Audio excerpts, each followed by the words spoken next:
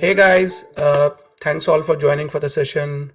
We will be talking about today the power of GraphQL on Snowflake using Hasura.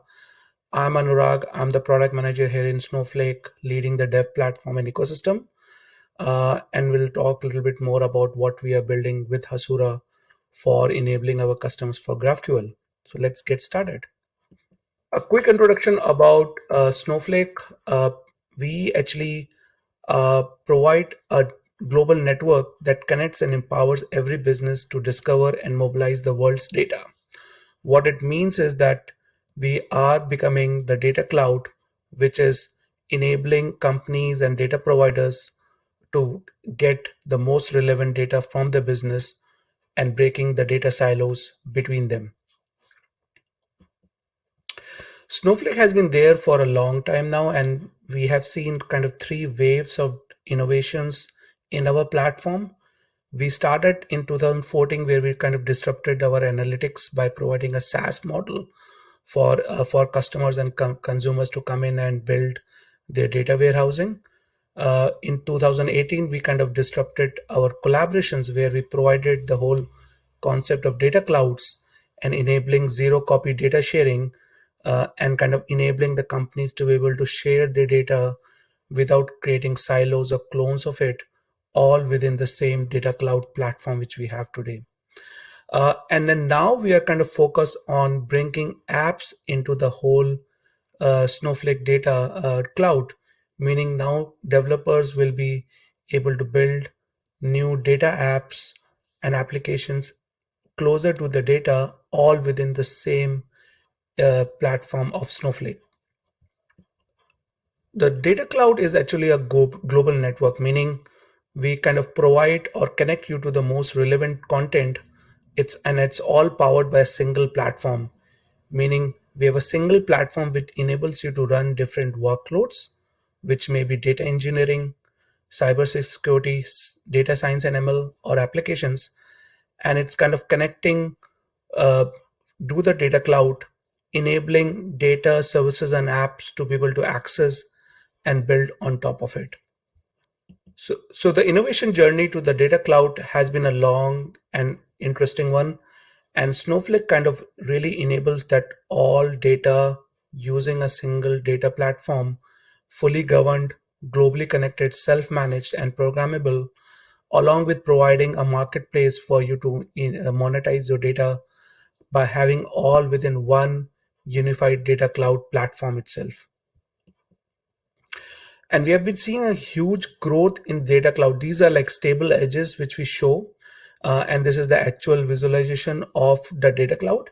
And you can see from 2020 to 2022, all of the companies who are now able to share the data and kind of build that stable edges on our data cloud, which kind of really shows the power of having that unified platform to able to share your data all within Snowflake platform. And this is what is happening now. Like we have companies who are kind of running and distributing their apps to their hundreds of their customers using the data clouds. One of the example is COVID-19 data, which is now available live in our marketplace from open data and providers. We also provide financial data that can be purchased or accessed immediately without data pipelines. And you can collaborate, meaning you can have defined groups of suppliers or partners where you can actually share and collaborate on data sets from your own set of data you have right now. And it's all enabled by this unified data cloud platform which we have. Under the hoods, we actually provide one kind of structured platform where you can see you can run different workloads, but it's all kind of powered by one intelligent infrastructure along with an elastic engine, which is kind of optimizing the storage behind the scene for it. So you can have data which is coming in as unstructured, semi-structured, structured, or streaming, and then the outcome of that is you can have really powerful business insights, predictions, monetizations, and data products all under the using the same platform, which is called Snowflake Data Cloud. Along with that, we kind of enable a huge ecosystem of our developer partners who build on top of the data cloud. So we have partners who are doing data integrations. We have partners who are working on top of the data cloud for business intelligence, security, governance, and observatory, and also our data ML and data science partners who kind of build and run data models within Snowflake, bringing their compute closer and closer to the data which is residing in the data cloud. And to enable that, we provide native programming interfaces in all 7 languages. And also we have our partners, we provide SQL and development management tools on top of it. And that's where it kind of brings the whole GraphQL into focus, that as we are now enabling data apps on Snowflake data, we are seeing customers who are trying to build customer facing apps, which are like almost like real-time apps dashboard, which are powered by data clouds. We have healthcare companies who want to build a data mesh strategy by exposing data products as well-defined APIs. And then we have large financial services companies who want to build a merchant-facing applications on data cloud for merchants to real-time query transactions and build reports. Now, all of this really requires a very cohesive APIs, and that's where the GraphQL really comes into play. Along with that, we kind of provide 3 main models for deployments. And today we'll talk a little bit where the connected apps comes into play. We have managed, where the providers really manages the whole stack. We have connector, which is where the provider and the consumer share the stack. And then we have something called native apps, which is like you're hosting fully that app into Snowflake. And today we'll talk about some of the use cases of the connected apps, which is where GraphQL really comes and shines for our partners and customers. Now, a little bit about why GraphQL is really great in these use cases, because it provides declarative data fetching, meaning we can have much performant data fetches without having to retrieve the whole large data sets. It provides a hierarchical structure to your data sets, meaning that you are able to retrieve the data in a very hierarchical manner. And then it's strongly typed, which really helps us getting the right data for your API calls. Uh, we have been kind of collaborating with Hasura on this, and this is where Hasura really brings the power of GraphQL on the data clouds, where we have now released a Snowflake connector for Hasura, which is powered by Data Cloud. It provides an auto-gen GraphQL API, so the customers don't have to really worry about building their own layer of GraphQL APIs. It also provides a fine-grained access control, and along with its highly performance and real-time, meaning that the customers really get the power of data clouds using this GraphQL APIs, and also it's extendable, meaning that customers can build custom logic on top of the GraphQL APIs as they build apps on top of the GraphQL API. Over to you, David, to talk more about the connector. Thanks, Anurag. I'm David Melanie. I'm a product manager here at Hasura, specializing in data connections. I'm excited to talk about Snowflake. It's an exciting data platform. I think all organizations are interested in using their data to create new applications and features within their products to open up new lines of revenue and bring new solutions to their clients. If looking at what Anurag showed us, the explosion of just how much data is being used in Snowflake, the number of use cases that are being used with the data just shows that Snowflake is just a very popular data source. And we see Hasura as an ultimate data access platform. So you see here, you can get all kinds of data into Snowflake, and how do you actually get that into the hands of data applications and people who are going to use that data across your organization, or even to external consumers of this data? Hasura is the fastest way to enable this. And let's take a look at traditional methods of doing this. When developing APIs, usually 51% of time is spent doing kind of boilerplate code, from mapping relationships, authorization rules, and then even figuring out caching and fault tolerance and things like this.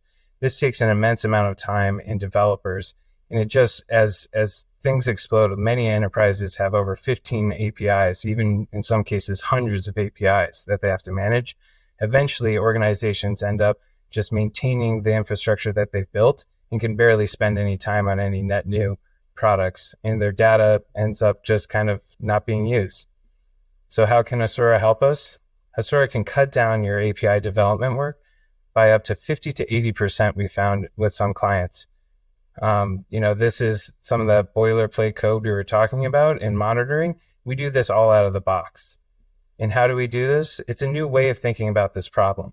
Rather than going and creating different resolvers or ORM solutions that create bespoke APIs out of your database, we introspect your database, we find the tables, the relationships, and we can track functions and views and all these things, and then we map that to a GraphQL API. But it doesn't end there. After that, you can create authorization rules and logical models that add business logic and then users to the data so that you can then make this a 100% self-service platform where once a user logs in or someone is developing an app and they know what they have access to, they get a full list in the schema of what they have to work with. So we're really excited for this relationship with Snowflake. We just went GA, and we recently support as part of going GA. We released support for UDFs, and we're working on native queries and optimized SQL queries for Snowflake as well. We found that the SQL queries that we developed for Postgres were not performing in Snowflake, and we changed the plan that we have for SQL queries to be optimized for the large amount of data that's processed in Snowflake and take advantage of the optimized performance that Snowflake has built in to their SQL. Looking forward, we're looking to have a native integration with Snowflake where rather than having to deploy Hasura outside of Snowflake, within Snowflake, you'll be able to have your API being hosted as close to the data source as possible. We're also excited for Snowflake's Unistore feature, a modern approach to working with transactional analytical workloads within a single platform. Let's talk about what I'm going to show in this demo. First, I'm going to show how easy it is to connect to Snowflake. It will take minutes, seconds just to connect to Snowflake. And then we're going to expose the tables, views, and relationships that exist within the Snowflake database. From there, we'll show some query examples of you being able to actually do some transformations on the data or aggregations on the data from the GraphQL interface rather than having to do anything in the database. Lastly, we'll introduce you to some of the caching strategies that you can set up with Hasura using Snowflake as the backend database. Here we can see the Hasura console. What I'm going to do now is I'm going to add a new data source, which is generally the first thing you would do if you don't have a data source connected to Hasura. I'm going to call it Snowflake Demo. I'm going to paste a JDBC URL here and quickly update the schema to the schema I need to use for this demo. And then connect the database. And you'll see here once the database is connected, I can view the database and I can see there's a bunch of tables. I'm going to select the track the tables. And now I can see them showing up. And for each table, we have relationships between, this is the Chinook database. So we have relationships from albums to tracks and customers to invoices. And here I'm going to track a bunch of the relationships and eventually run through all the for each one. And what I'm creating here is really a GraphQL representation of this schema. This is what the database schema would look like. And now you're going to be able to access this via the GraphQL API. And so you might ask yourselves, how do I create a GraphQL API for how many tracks there are for each genre? And if we go back to the Hasura console, I'm going to go to the Explorer here.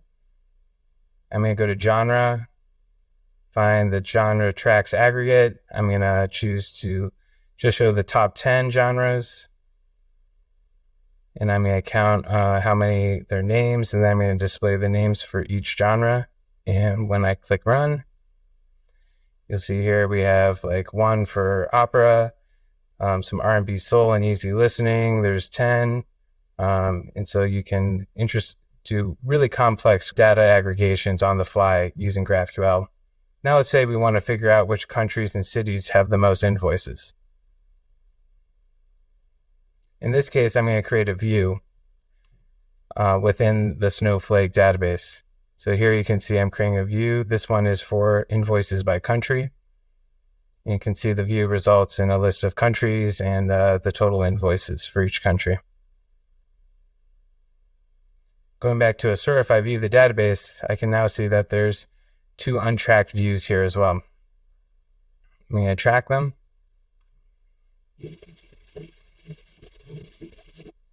And now if I go back to the Explorer, I'm going to scroll down and find, where are they?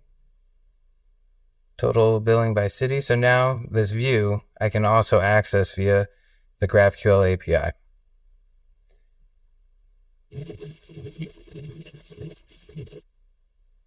It's important to note that views and functions, they all support authorization rules and relationships that you can set up. You can also set up between views and functions, and all of the SQL that generates from that is automatically generated in is high performance SQL, and you can even introspect it if you want by clicking the analyze button in this UI. You'll see here that because this is a large table in Snowflake, the response time was quite long. So in this case, I'm gonna add a cache directive here. So I'm gonna say cache this query, and I'm gonna cache it for 120 milliseconds in this case, but that's an adjustable parameter. So you can see here now the response time has gone down to half now that it's pulling from the cache. So this is very useful for like a single user if they're going to the same web page. But it isn't very useful if you have a large amount of data that you want to be able to serve up in an application as fast as possible. So one solution to that is to actually kind of pre-warm the cache or have the cache be populated on a certain cadence. So what I'm going to do here is I'm also going to demonstrate that you can create from any GraphQL endpoint, you can make a REST endpoint from it. So here I'm going to create a REST endpoint. I'm going to give it a name. And you can see this is down below. This is just the query I just had in the GraphQL editor with the cache directive in it. And it's a get endpoint. And so now I've created this REST endpoint. So now users can access this data using REST methods, or they can use the GraphQL method as I already showed.